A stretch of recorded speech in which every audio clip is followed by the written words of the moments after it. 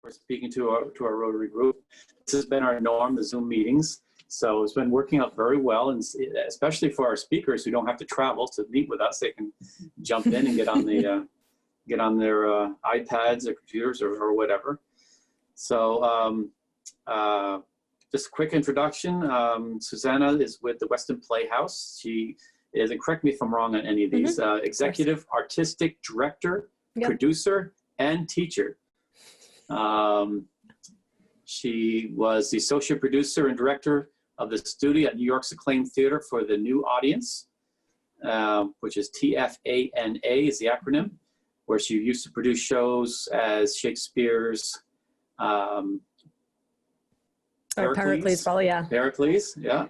And then, let's see, the world premiere of Adriana Kennedy's He Brought Her Heart Back in a Box, Measure for Measure, directed by Simon Godwin, award-winning productions of Thornton Wilder's The Skin of Our Teeth, and Octoroon by Brandon Jacob Jennings.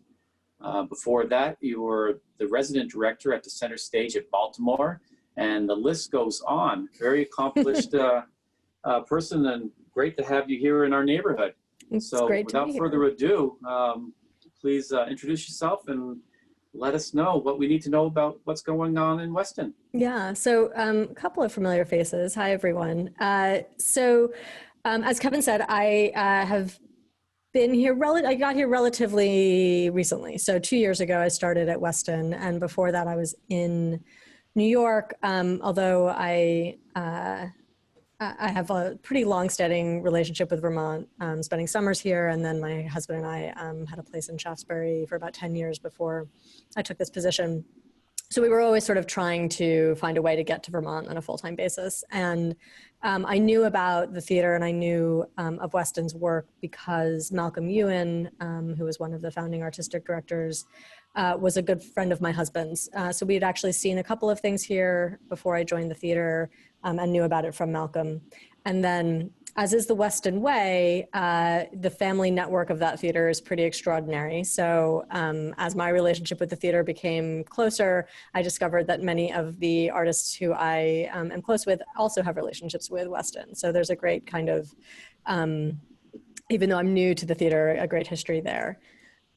So this would have been my second season. And as we all know, that got thwarted by COVID-19. So we decided to cancel our season early in April. We were actually among the first theaters in the country to do so. And at the time, I got a lot of phone calls asking, what are you thinking? Why would you do this so quickly?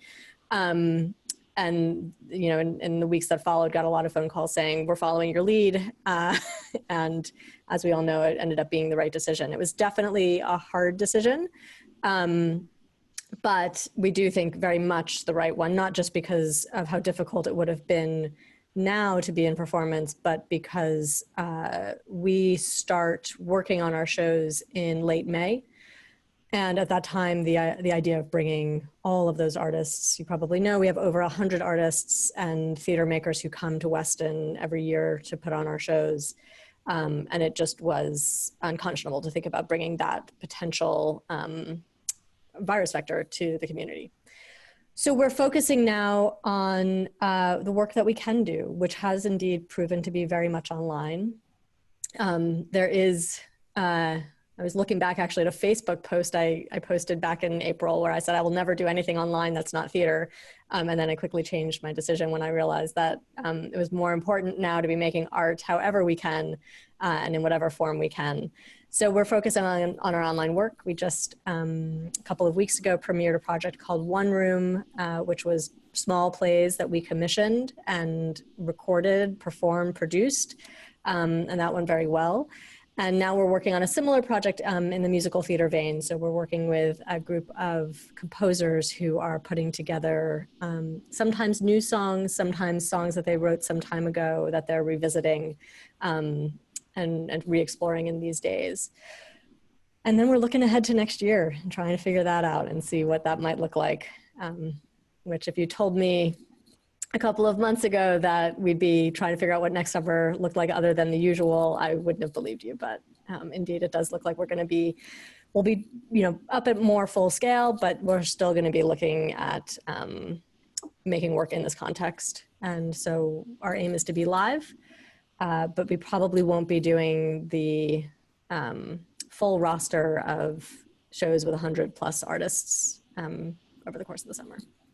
So that's kind of the overview, but I would love to answer any questions about this year or anything, Weston, that anyone might have. Yeah. Go ahead, Mark.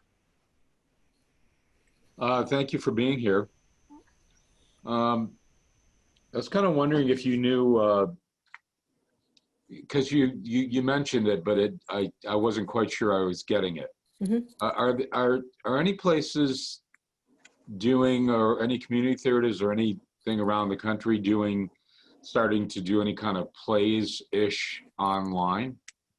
Yeah, so a lot of theaters have figured out, have looked at different ways of moving things online. So some theaters made recordings of their shows before their theaters closed, and they've put those online. I think actually Dorset Players, not Dorset Theater Festival, but Dorset Players might have done something like that a couple of weeks ago.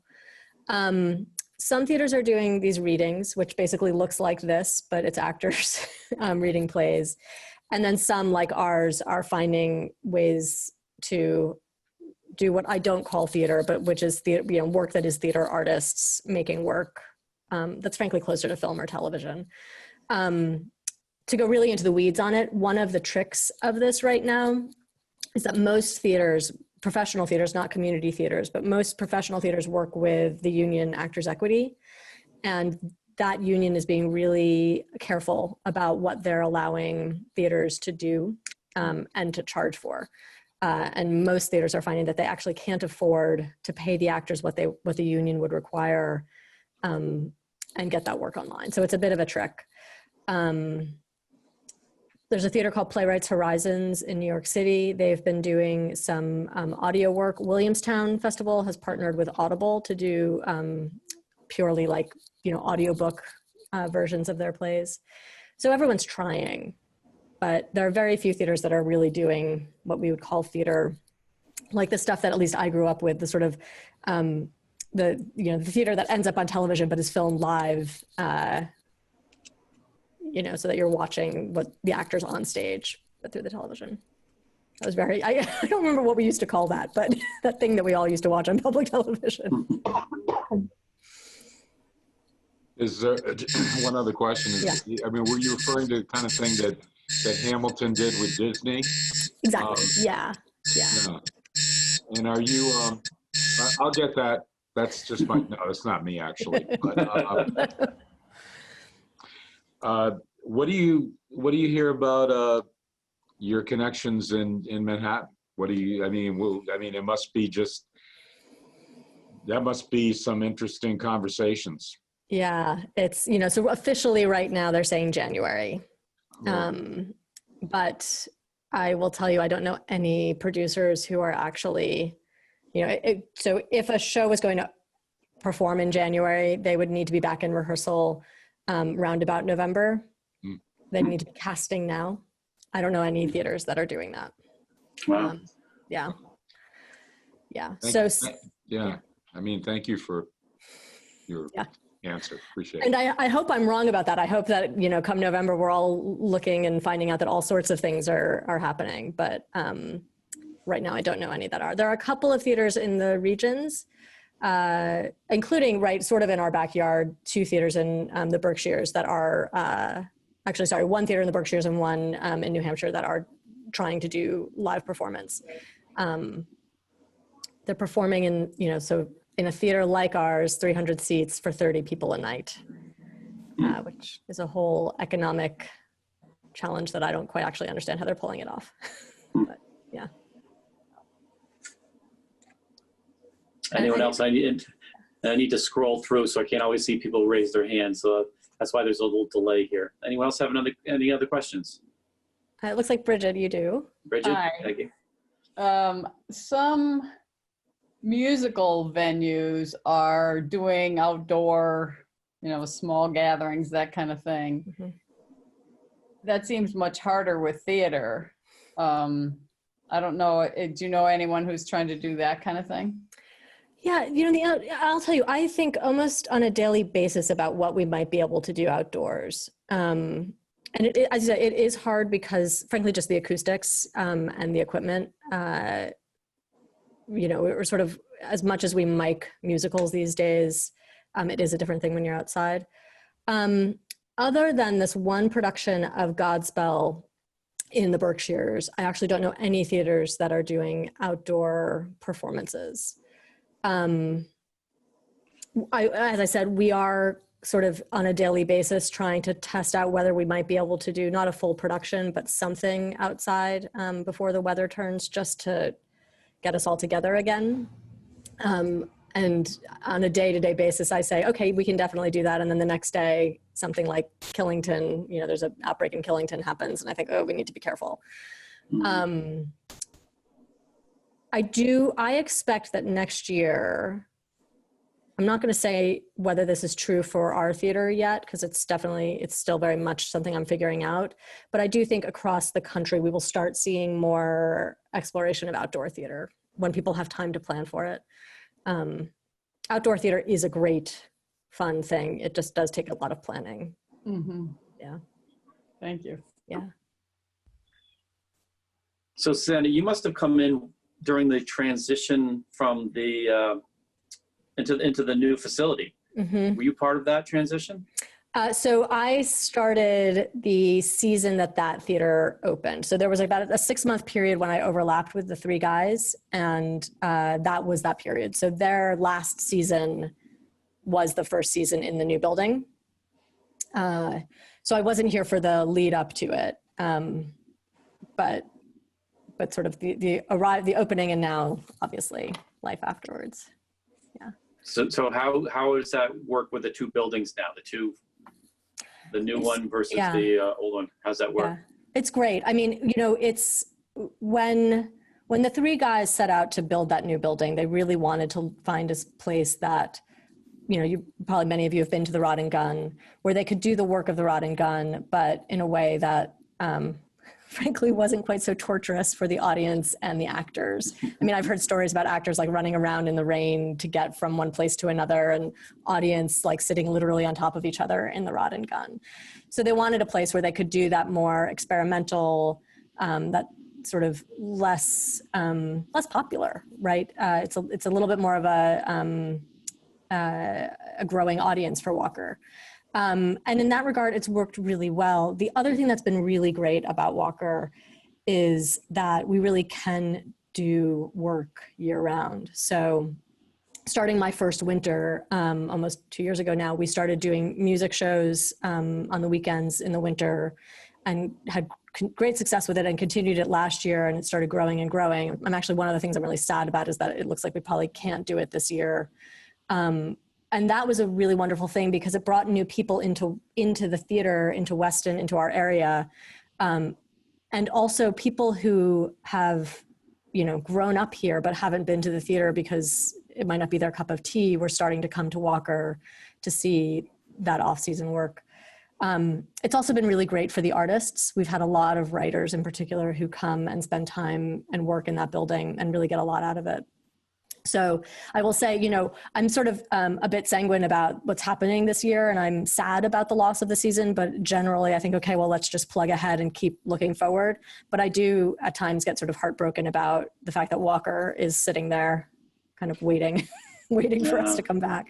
And, in terms of the relationship with the original theater, the Playhouse, it's really perfect because, you can't do a show like Oklahoma or West Side Story, any of those great big musicals that are really, our backbone, our foundation at Walker. You can do sort of experimental versions of them, but not versions that 300 people want to come and see a night. Mm-hmm. And, Western is so much about combining the new work and the classic work. And those 2 buildings really capture that. So when we can do it again, it'll be great fun again. Yeah. I'm sure. Yeah. Anyone else? Kevin, I had a quick question. Go ahead, Kim. So the shows that you had hoped to happen for 2020, mm-hmm. will those be on the docket for 2021 should things improve significantly? Yeah. So if let's say the magic event happens and we do, in fact, whether it's through a vaccine or whatever, we are able to be up to full speed. Most of those shows will be in our season. I say most because one of the things I try really hard to do with my programming is to make sure that the work that we're doing is speaking directly to the audience today. And some pieces, you just sort of have a moment where you think, is there, I ask the question, why are we doing this now? And sometimes a piece might be a great piece of theater, but it's not the moment for it. And Walker Farm, to be honest, is a little bit more in that vein because we're trying to do very contemporary work over there. But most of them, the goal is to get them into our space. And if if not in 2021, then they might get parsed out over future seasons. I don't think we're going to see the literal lifting of the 2020 season into 2021, but we will get to see those shows at some point, hopefully, most of them in 21. The other thing I'll say is, I've sort of indicated this, but unless that magic event happens and we are able to just go back to normal, a show like Kinky Boots that has 20 people on stage, actually 24, that kind of show we probably wouldn't be able to do next year just because the actors we wouldn't be able to do the 6 feet of distance that we would need in order for the union to say that we were allowed to hire the actors, which is a bummer, but again, safety. Go ahead, Glenn. Yeah, how are artists surviving? Do they have some sort of governmental support, or does the union take care of them, or everyone has part-time jobs anyways? Yeah, so great. Thank you for asking that. So freelance artists, those who don't have a full-time job like me, most of them are entirely out of work because while many of them had some sort of part-time job, it was often something like waiting tables, teaching, and things like that, teaching artists. They were eligible for unemployment. So some of them are still on unemployment, but of course the PUA has now run out. So they're, of course, as are so many people in the world, in the country right now are living with a very curtailed wage. The union, so there are 3 unions for theater artists. I'm getting really in the weeds here. There's one for actors, there's one for designers, and there's one for directors. The actors union, which is the largest, is trying their hardest to at least make sure that the healthcare is taken care of, but they're struggling to do that. So actors are having a really hard time right now. Today, many actors are fine, but they're looking down the pike and getting very worried about their healthcare. Designers, it so happens, for a variety of reasons, their union was just well enough funded that they're able to actually support their healthcare in a much longer term.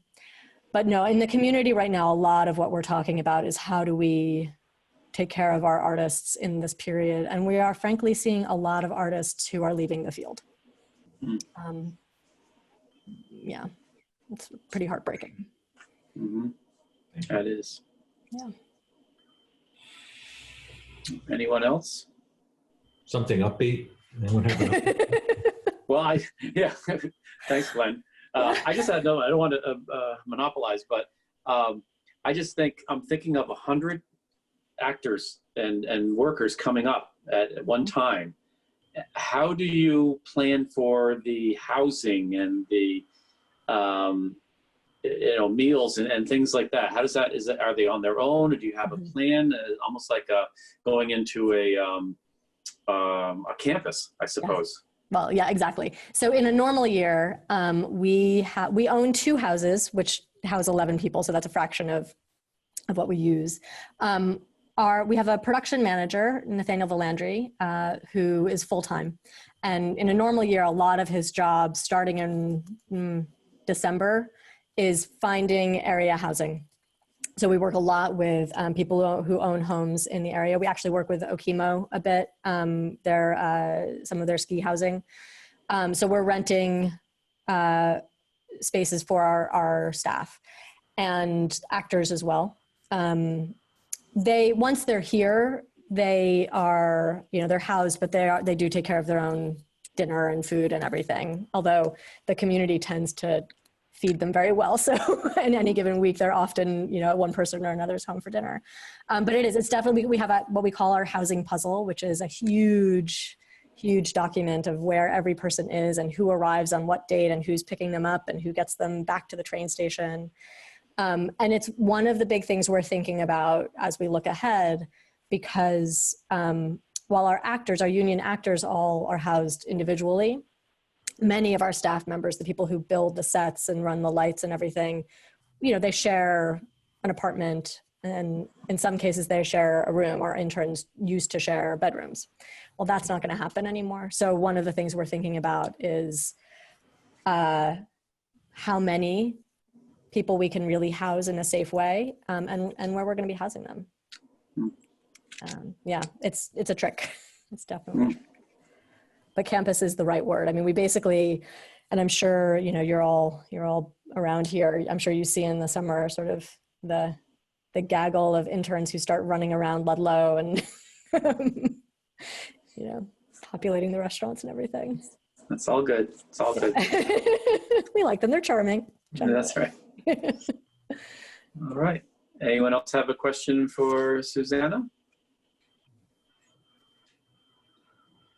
Well, any closing remarks, Susanna, you want to leave us with? Yeah, I think I would just going back to this question of the artists, I think, and sort of in a way, a lot of the questions that have been asked, one of the things that I will say that has been really great for the theater community, ours, and then nationally, is anytime you see one of these projects online, whether it's Hamilton on Disney Plus or the little thing that we did online, One Room, those artists are getting paid. And that, in small ways, theaters, which, we're non-for-profits, we're always scraping the bottom of the barrel for the pennies that we find. But what is really great is that you do see that theaters are really trying not just to keep going and look ahead to next year, but also to make sure that we are taking care of artists as much as we can. So enjoy watching whatever you might find online, because there is some good stuff out there. Yeah. Well, thank you very much again. And we hope there is that magic moment, as you say, so that we're able to enjoy it as we did. I remember that my grandmother always had a season pass just about her whole life. She lived in Andover and she had a season pass, and we go every single show every year. So it is. So good times, good times. A lot of good memories there. Well, all right. We'll see you back there all soon. Absolutely. Absolutely. Great to be with you all. Thank you. Thank you. All right. Thank you. Take care. Take care.